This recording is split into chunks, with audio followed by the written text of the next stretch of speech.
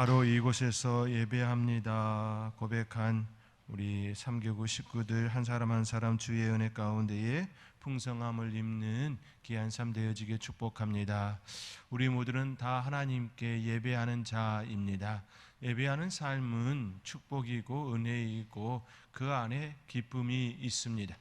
예배를 드리면서 기쁨을 누리지 못한다라고 한다면 내 자신의 어떤 문제가 있는지 먼저 살펴야 합니다. 죄로 인하여서 하나님께 가까이 가지 못함으로 인한 결과일 수 있기 때문입니다. 우리 하나님께서는 가장 좋은 것을 주시기를 원하십니다. 예배를 통하여 우리에게 가장 선한 것을 주시기를 원하십니다. 그런데 내 안에 있는 문제로 인하여서 내 안에 있는 죄나 기타 등등의 모습으로 인하여서 하나님께서 주시는 그것을 누리지 못한다면 이거는 정말로 안타까운 일일 것입니다. 저와 여러분 가운데에 하나님과 나 사이에 막혀져 있는 모든 것들, 그 어떤 것이라 할지라도 하나님께 아뢰면 하나님께서 그것들을 다 제거하여 주시고 은혜를 베풀어 주시는 분이심을 바라보면서 그 사랑 가운데 충만한 은혜를 누리시기를 주님의 이름으로 축원드립니다. 사울은 이스라엘의 왕이 되었습니다. 그가 이스라엘의 왕이 되어진 건 그의 특출남이 아니라 이스라엘이 하나님께 왕을 요구하였기 때문입니다. 이로 인하여 이스라엘 백성들은 하나님께 책망을 들었습니다. 사무엘은 그들을 길갈에 모이게 한 후에 하나님의 말씀이 전한 바 있었습니다. 그 말씀은 그들이 하나님을 버리고 왕을 구하였다라고 하는 책망의 말씀이었습니다. 그 책망을 들은 그들은 하나님 앞에 내가 잘못했나고 우리가 잘못했노라고 그렇게 용서를 구한 바 있었습니다. 그렇게 왕의 시대, 왕정 시대는 시작되었지요. 사울은 하나님께서 택하셨음에도 불구하고 진 보따리들 사이에 숨었던 그런 존재였습니다. 그는 두려웠습니다. 그럼에도 불구하고 하나님께서는 그와 함께 하셨지요. 암몬 자손이 길르앗 야베스를 쳐들어왔을 때 하나님께서는 하나님의 영을 그에게 주셔서 허락하셔서 그를 크게 감동케 하였습니다. 그리고 백성들을 모아 암몬 자손들을 물리칠 수 있는 힘을 공급해 주셨습니다. 그 전투에서 사울은 대승을 거두게 되어지지요. 그 모든 시간들 통해 하나님께서는 사울을 높여 주셨습니다. 그가 왕이 되어지는 데에 전혀 어려움이 당하지 않도록 거림돌이 일어나지 않도록 이스라엘 백성들이 사울을 온전히 바라볼 수 있도록 그렇게 시선을 만들어 주셨습니다. 그렇게 그는 왕의 시대를 맞이하였습니다. 사울은 40세에 왕이 되었습니다. 그리고 2년이 흘렀습니다. 그리고 성경은 그에 대해 오늘 본문과 같이 서술하고 있습니다. 이는 매우 의미 있는 내용이기도 합니다. 왜냐하면 오늘 본문의 내용이 사울이 왕이 된 이후에 처음으로 왕으로서 그가 무엇을 했는지에 대한 내용이 나와 있기 때문입니다. 그의 첫 행보는 군대를 소집하는 일이었습니다. 우리는 여기서 매우 흥미로운 점을 발견할 수 있습니다. 그가 군대를 소집하였다라고 하는 것은 이미 하나님께서 사무엘을 통하여 이스라엘 백성들에게 지적한 내용이기 때문입니다. 사무엘은 이스라엘 백성들에게 분명하게 왕이 행할 일들에 대하여 언급한 바 있지요. 그 내용은 사무엘상 8장 10절 이하에서 나타나 있습니다. 8장 11절 말씀에 이하의 말씀에 이렇게 기록되어 있습니다. 너희를 다스릴 왕의 제도는 이러하니라. 그가 너희 아들들을 데려다가 그의 병거와 말을 어거하게 하리니 그들이 그 병거 앞에서 달릴 것이며 그가 또 너희의 아들들을 천부장과 50부장을 삼을 것이며.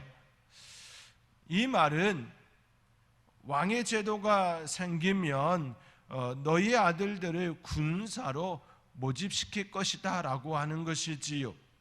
병거 앞에서 달리고 너희의 아들들은 천부장이 되어지고 50부장이 되어지고 군사가 되어질 거라는 그런 말씀입니다. 즉 사무엘이 이스라엘 백성들에게 이처럼 왕의 제도를 가지게 될 것이고 그렇게 그 자리에 그들의 자녀들이 있을 거라는 말씀이지요. 그 일이 지금 이스라엘 백성들 가운데 일어난 것입니다. 사울은 블레셋과의 전쟁을 위하여 군사들을 소집하였습니다. 그 모인 숫자가 3,000명이지요. 물론 이후에 더 많은 숫자를 모집하게 됐지요. 군사를 모집하는 것 자체가 문제가 되는 건 아닙니다. 왕의 제도가 생기면 반드시 이 일은 일어나게 되어 있는 현상이지요. 왜냐하면 왕의 제도가 없었을 때에도 군사를 모집하고 또 전쟁을 치러왔기 때문이기도 합니다. 그러나 이번 징집은 다른 의미가 있습니다. 그것은 적들이 이스라엘 백성들에게 공격해 오지 않았음에도 불구하고 침입해 오지 않았음에도 불구하고 사울이 군사들을 모집했다는 데 있습니다. 지금까지는 이방 나라들이 이스라엘을 쳐들어왔을 때에 하나님께서 그들을 위하여 사사들을 세우고 그들을 대항하여 싸우도록 하셨습니다. 사사들을 세우고 그들과 함께할 군사들을 하나님께서 그들에게 붙여주신 것이지요. 물론 이방 나라들이 쳐들어온 것은 이스라엘의 그 잘못을 저질렀기 때문이기도 하였습니다. 하나님께서 그들을 책망하기 위하여 이방 나라들을 이용하여 그들을 사용하셨던 것이지요. 이방 나라들이 쳐들어오고 이스라엘 백성들이 고난과 고통 중에 하나님을 찾고 회개하였기에 하나님께서 사사들을 세우시고 군사들을 일으켜서 그 일을 감당하였습니다. 군사가 모집되어질 때에는 적들이 그들에게 쳐들어왔기 때문에 하나님께서 그들에게 힘을 주시고 그들이 감당할 수 있도록 하셨다라는 말씀입니다. 그러나 이번 경우는 지금까지 해왔던 모습과는 너무나도 다른 모습이라는 것입니다.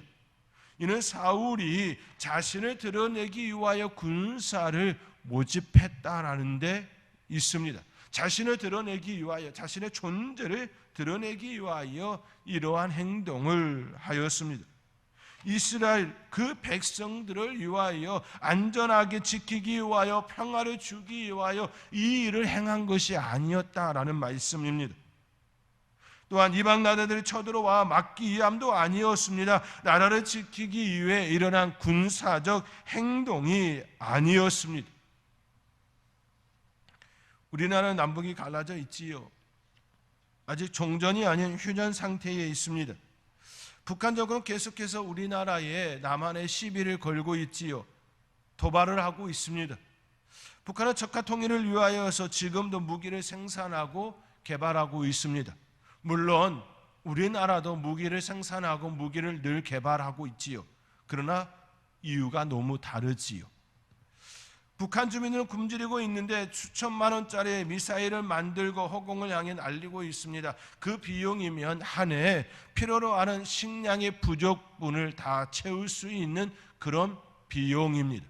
굶주려 죽지 않는다라는 것입니다. 아사가 일어나지 않는다라는 것이지요.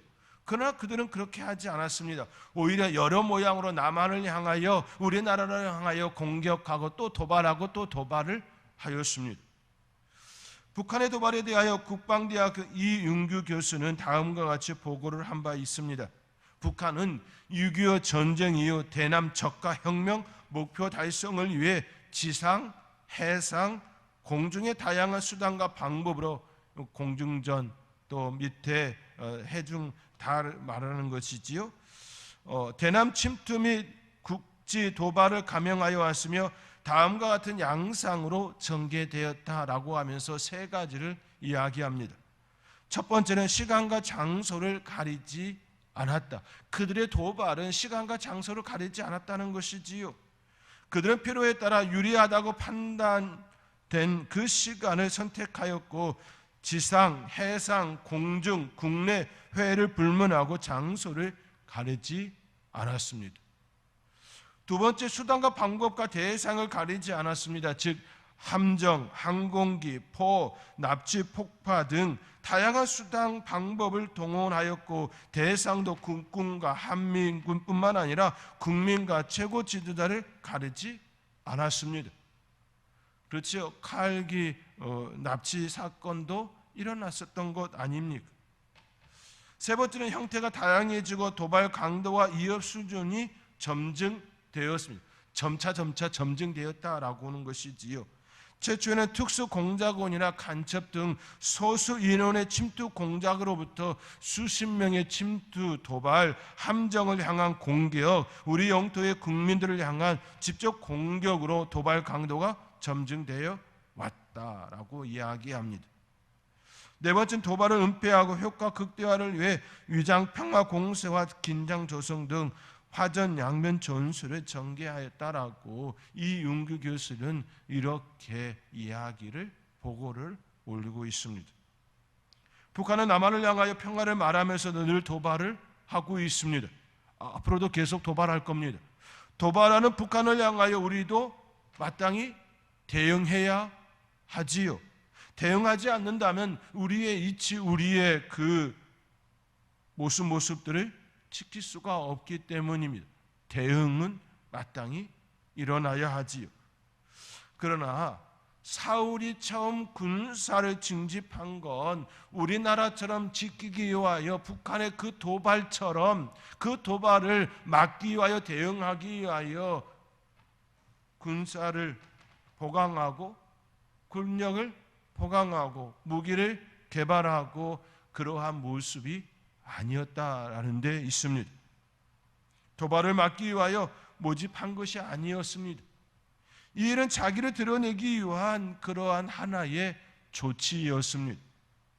사울이 군사를 모집한 건 왕이 된 후 그의 존재를 드러내기 위한 하나의 행동이었습니다. 오늘 본문에 앞서서 블레셋 군사가 쳐들어왔다라는 내용이 거론되어 있지 않습니다.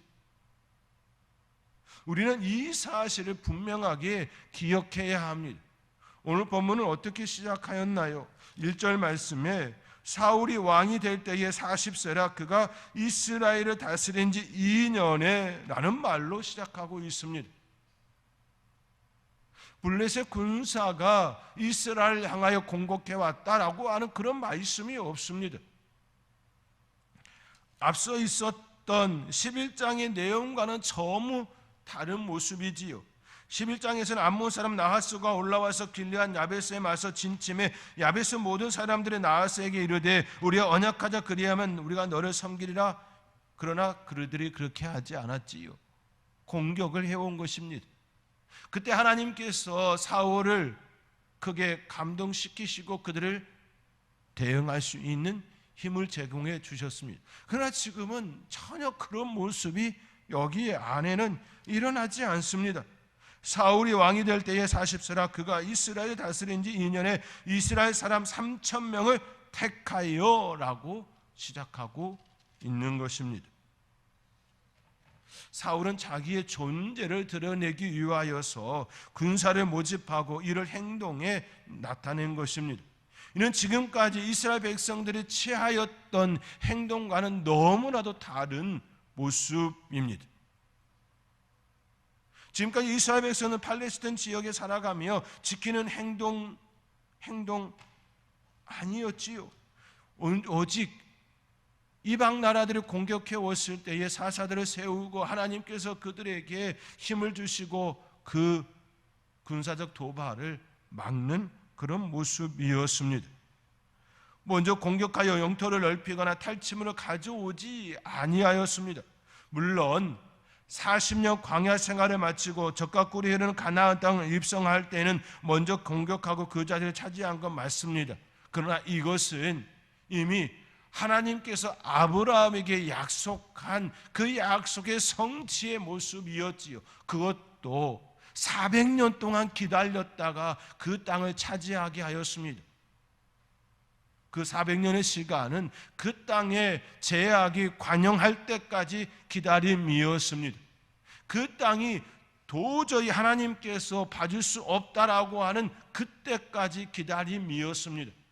400년을 기다린 이후에 하나님께서 이스라엘 백성들에게 허락하여 주신 땅이었습니다. 그 땅은 약속과 성취의 그 개념으로서의 공격이었지요. 그러나 지금 사울이 군사를 모집하고 블레셋과의 그 전투는 전혀 다른 내용이라는 것입니다. 하나님께서 죄악이 가득한 젖과 꿀이 흐르는 그 땅을 멸하시고 이스라엘 백성들에게 주신 그 때는, 그 전쟁은 바로 약속을 하나님께서 이루시기 위한 성취의 모습이었습니다. 그러나 사울은 그렇게 행동하지 않았습니다. 이를 위해서 하나님께 먼저 구하지도 않았습니다. 하나님, 이 일이 진정 하나님께서 원하시는 일입니까? 라고 어느 구절에서도 나타나지도 않습니다.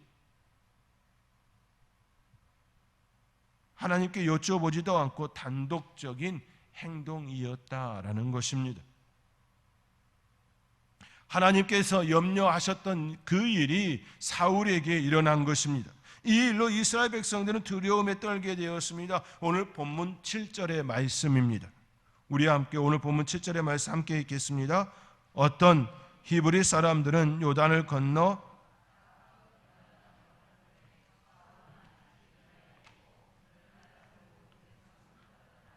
그를 따른 모든 백성은 떨더라입니다. 두렵다라는 표현이지요. 사울은 이스라엘 백성들에게 평화를 주지 않았습니다. 오히려 두려움과 공포를 주게 되었습니다. 처음에 그들이 한 행위는 평화를 준 행위인 줄 알았습니다. 사울이 이스라엘 군사를 두 패로 나누고 한 패는 요나단이, 다른 한 패는 사울이 지휘하여 움직였습니다. 요나단이 이끄는 군사들이 게바에 있는 블레셋 사람의 수비대를 쳤습니다. 사울이 온 땅에 나팔을 불어 히브리 사람들은 들으라 이처럼 외쳤습니다. 히브리 사람들은 들으라라고 하는 이 외침은 우리가 이런 일을 행하였다라고 하는 자랑거리였습니다. 그들의 소식이 이스라엘에 전파되었습니다. 그들의 블레셋 사람의 수비대를 친 것은 그들에게 분명한 승리인 줄 그렇게 그들에게 알림, 또 그들은 그렇게 알았습니다. 오늘 3절과 4절 말씀에 이렇게 기록되어 있지요. 요나단이 게바에 있는 블레셋 사람의 수비들을 치매 블레셋 사람이 이를 들은지라 사울이 온 땅에 나팔을 불어 이르되 히브리 사람들은 들으라. 히브리 사람들 들으라. 이것은 수비대를 쳤다라고 하는 승리의 소식이지요. 자랑거리입니다. 온 이스라엘의 사울이 블레셋 사람들의 수비대를 친 것과 이스라엘의 블레셋 사람들의 미움을 받게 되었다함을 듣고 그 백성이 길갈로 모여 사울을 따르니라. 사울을 따르니라가 되었습니다.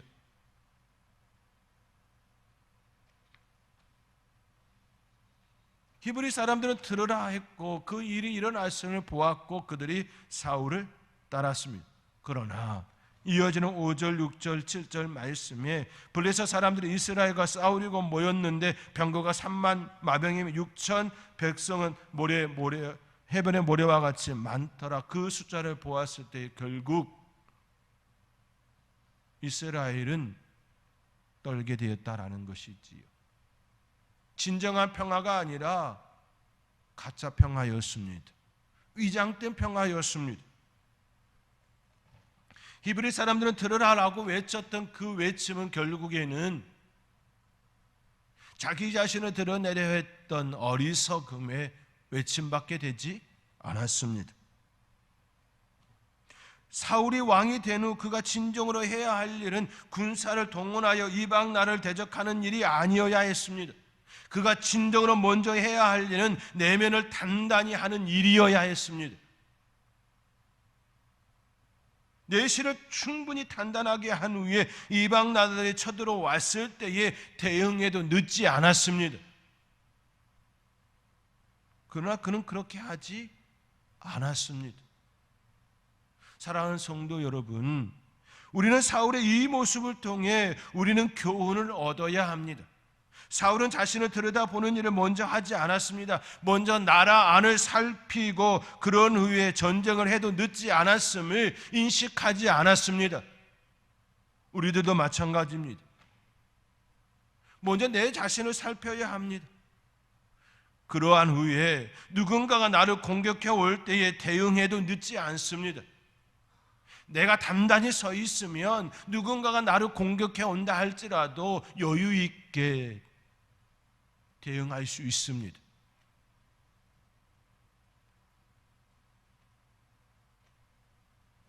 사울은 그렇지 못했습니다. 왕이 된 이후에 진정한 평화를 위하여 해야 할 그 일을 그는 하지 않았습니다. 내면을 단단히 하게 하고 무엇이 진정한 부강한 나라인지 바로 세우지 못했습니다.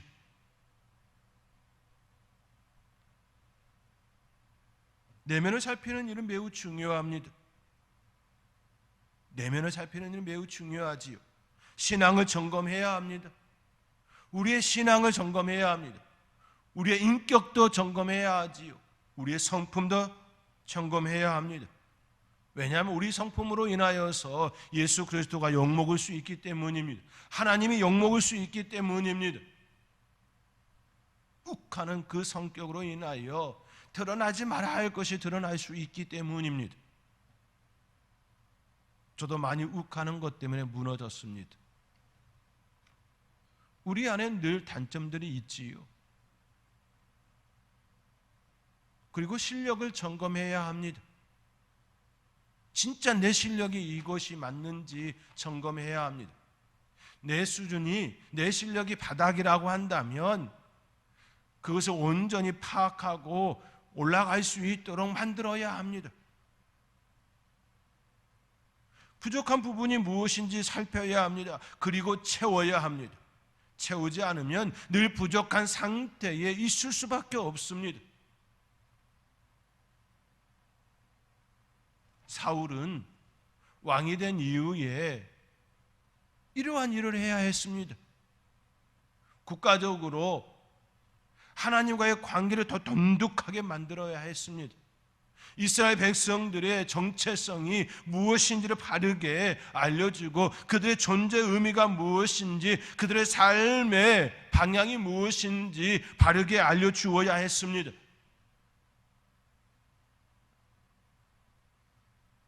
그들이 부족한 것이 무엇인지 국가적으로 부족한 것이 무엇인지 살펴야 했습니다. 그러나 사울은 그렇지 못했습니다.